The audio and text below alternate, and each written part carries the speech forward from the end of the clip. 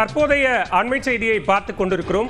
நெல்லையில் ஆசிரியர் தகுதி தேர்வில் குளறுபடி நடைபெற்றதாக புகார் எழுந்திருக்கிறது.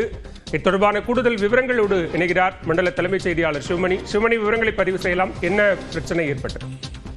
பலவேல் தமிழகம் முழுவதும் இந்த ஆசிரியர் தகுதி தேர்வு இன்று நடத்தப்படுகிறது. திருநெல்வேலியில் 18 மையங்களில் இந்த தேர்வு நடத்தப்படக்கூடிய நிலையில பாளையங்கோட்டையில் இருக்கக்கூடிய குழந்தை இயேசு பெண்கள் மேல்நிலைப் பள்ளியில் இந்த தேர்வு நடைபெறுகிறது. இதில் வேலூரை சேர்ந்த சினோன் என்பவர் தேர்வு எழுத வந்திருக்கிறார். அவர் வணிகவியல் முதுநிலை வணிகவியல் பாடத்திற்காக விண்ணப்பித்திருக்கூடிய நிலையில அவருக்கான கேள்வித்தாள் அப்படிங்கிறது முதுநிலை மொழிப்பாடத்திற்காக வழங்கப்பட்டிருக்கிறது.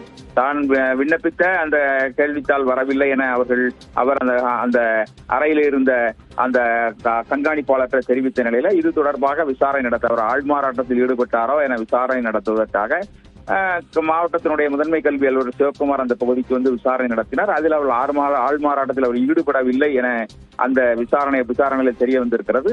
ஆனால் அவர் தான் விண்ணப்பித்தது வணிகவியல் பாடத்திற்காக விண்ணப்பித்த நிலையில தனக்கு வந்த கேள்வித்தாள்ல மொழிப்பாடம் என்பது வந்திருக்கிறது. அதனால குழப்பமடைந்திருப்பதாக தெரிவித்திருக்கிறார். அதனால் அவர் தேர்வு எழுத முடியாத நிலையில் இருக்கிறது. அவருடைய ஹால் டிக்கெட்ல ஒரு இடத்துல வணிகவியல் பாடம் என்றும் ஒரு இடத்துல மொழிப்பாடம் என அச்சிடப்பட்டிருக்கிறது. இது போன்ற குளறுபடி காரணமாக அவர் தேர்வு எழுத முடியாத நிலை ஏற்பட்டிருக்கிறது.